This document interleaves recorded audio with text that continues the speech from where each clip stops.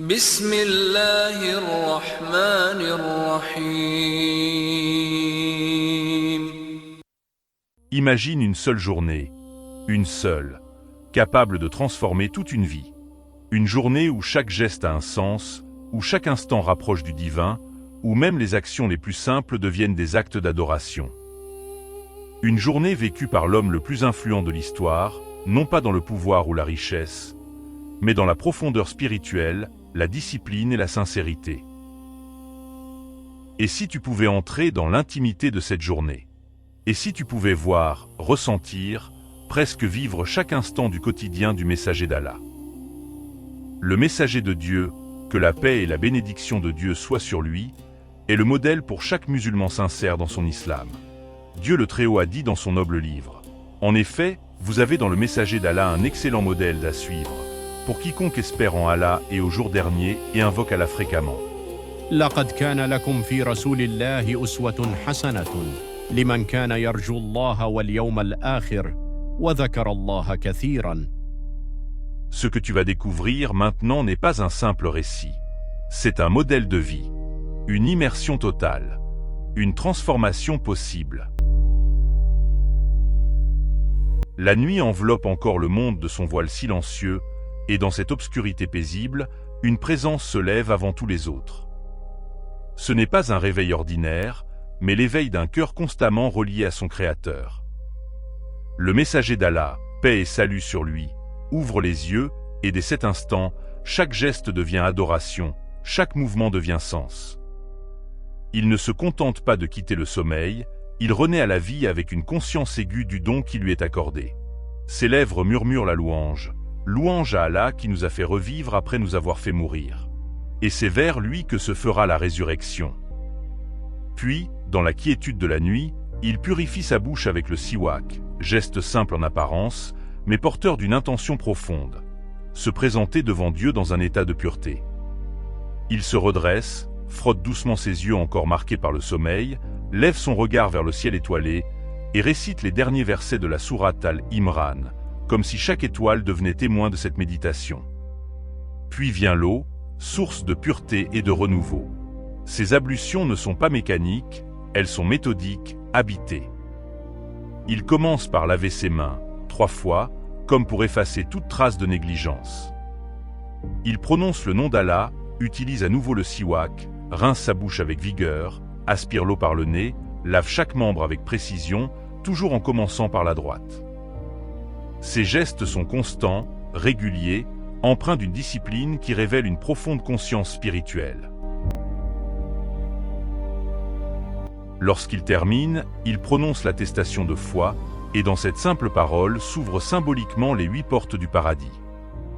La nuit n'est pas faite pour être uniquement dormie. Elle devient un espace d'élévation.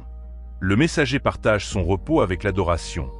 Une première partie de sommeil, puis un réveil pour prier, avant de retourner brièvement au repos. Lorsqu'il se tient debout dans la prière nocturne, le monde semble suspendu. Il accomplit 11 unités de prière, commençant par 2 brèves, comme pour préparer son cœur. Sa récitation est lente, posée, chaque verset est vécu, chaque parole est ressentie. Lorsqu'un passage évoque la grandeur divine, il glorifie. Lorsqu'il évoque la miséricorde, il implore. Et lorsqu'il termine, il scelle sa prière par le witr, cette unité impaire qui clôt la nuit comme un sceau spirituel. Il récite des sourates précises, et après cela, répète 3 fois « Gloire au Maître, le très pur », élevant la voix à la dernière répétition. Et dans cette intimité, il n'oublie pas les siens. Il réveille ses épouses, les invitant à partager cette élévation. Puis l'aube approche, et avec elle, un nouveau rythme. Avant de franchir le seuil des lieux d'aisance, il sollicite la protection du Créateur. Ô Dieu, je cherche protection auprès de toi contre les démons mâles et femelles. Allahumma inni a'udhu bika min al-khubuthi wal-khaba'ith. Puis, les ablutions purifient son corps comme la révélation a purifié son âme. Une fois le dernier geste accompli, il lève les yeux vers l'horizon encore sombre et proclame « Au nom de Dieu ». J'atteste qu'il n'y a de divinité que Dieu, l'unique sans associé, et j'atteste que Muhammad est son serviteur et son messager. Ô Dieu, Place-moi parmi ceux qui se repentent et parmi ceux qui se purifient. Gloire à toi, ô Dieu, et louange à toi. J'atteste qu'il n'y a de divinité que toi. Je te demande pardon et je me repens à toi. بسم الله أشهد أن لا إله إلا الله وحده لا شريك له وأشهد أن محمدًا عبده ورسوله اللهم اجعلني من التوابين واجعلني من المتطهرين سبحانك اللهم وبحمدك أشهد أن لا إله إلا أنت أستغفرك وأتوب إليك.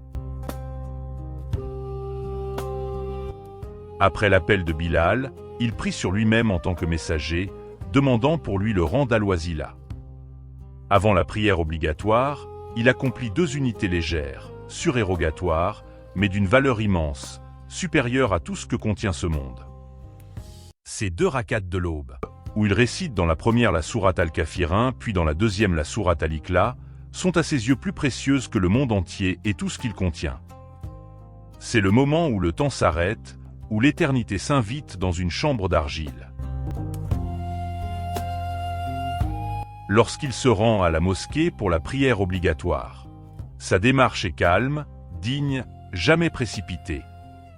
Il entre du pied droit, invoquant la miséricorde divine.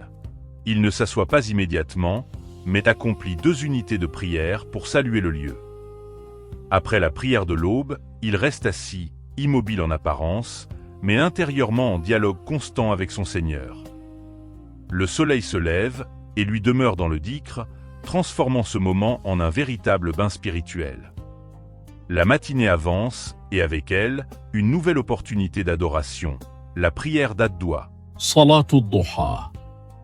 Il la recommande comme un acte équivalent à des centaines d'aumônes, une pour chaque articulation du corps. Ce geste révèle une vision du corps comme un dépôt sacré, nécessitant gratitude et reconnaissance. Lorsque le soleil atteint son zénith, vient la prière du Dour. صلاة الظهر. Il l'entoure d'unités supplémentaires, 4 avant, 2 après, prolongeant parfois la première unité de la prière obligatoire. Et lorsque la chaleur devient accablante, il adapte le moment de la prière, enseignant que la pratique religieuse s'inscrit aussi dans une intelligence du contexte.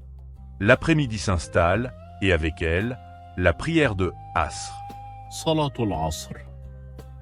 Il n'y attache pas de prière surérogatoire régulière, mais ouvre la porte aux actes volontaires. C'est aussi le moment où commence le dhikr du soir, une transition subtile vers la fin du jour. Puis le soleil décline, et le maghrib annonce une nouvelle phase.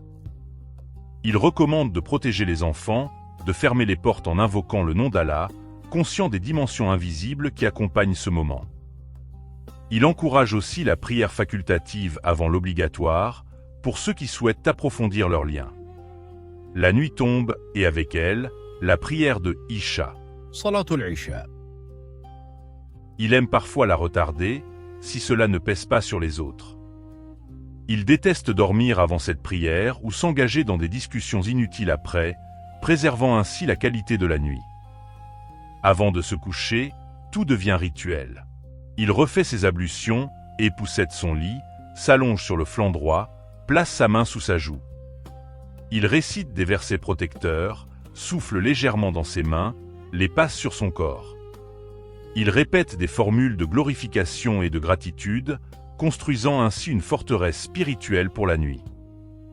Mais au-delà de ces moments structurés, sa journée entière est imprégnée d'une éthique constante. Lorsqu'il mange, il commence par le nom d'Allah, utilise sa main droite, mange avec simplicité. Il ne critique jamais la nourriture. Il valorise le partage, la modération, la gratitude. Lorsqu'il boit, il le fait en plusieurs gorgées, avec mesure. Dans ses interactions, il incarne la bienveillance. Il salue, sourit, parle avec douceur. Il considère chaque parole positive comme une aumône. Il crée du lien, renforce l'amour entre les individus. Son apparence reflète également cette harmonie intérieure. Il aime la propreté, les vêtements blancs, le parfum. Il privilégie la droite pour les actes nobles, la gauche pour les actes liés à l'impureté, instaurant une cohérence jusque dans les détails. Une journée s'achève. Mais ce que nous venons de traverser dépasse largement le cadre du temps, car il ne s'agit pas simplement d'un enchaînement d'actions, ni même d'un rituel religieux. C'est une manière d'exister, une manière de respirer, de parler, de manger, de dormir, en étant constamment relié à l'essentiel. Là où beaucoup voient des gestes ordinaires, le messager d'Allah voyait des opportunités d'élévation. Et c'est là toute la puissance de ce modèle. Il ne demande pas de tout changer du jour au lendemain. Il invite à transformer progressivement chaque instant, à injecter du sens dans l'habitude, à remplacer la négligence par la conscience, à faire de chaque journée une œuvre. Alors la vraie question n'est pas « Avons-nous compris cette journée ?», mais plutôt « Qu'allons-nous en faire dès demain matin ?» Merci d'être resté jusqu'au bout. Si cette vidéo vous a éclairé, n'hésitez pas à vous abonner dès maintenant pour ne rien rater. Et cliquez sur les vidéos affichées pour continuer à explorer. Portez-vous bien et à très bientôt.